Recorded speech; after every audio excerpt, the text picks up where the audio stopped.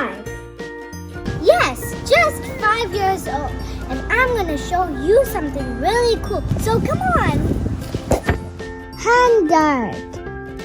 My mom never lets me play or touch any other paint with my hands other than tempera paint. Woohoo!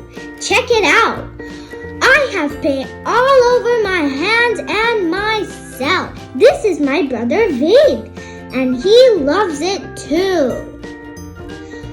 Okay, now watch what I create with my hands. Draw the legs like so and draw the head. Then draw the eye and there's a flamingo.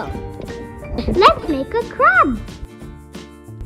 Bridge the gap, draw the eyes and mouth, and there you have a crab. Fingerprint art.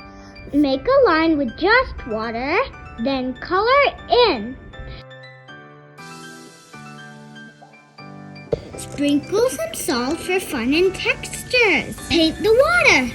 And don't forget the sky and the sun. The sky is red, purple, yellow, and orange. And the sun is yellow. Then you're going to draw your animals. You can draw any animals you like. Here is my art. I hope you enjoyed my video. In these times, please be positive. And remember, you can always do art.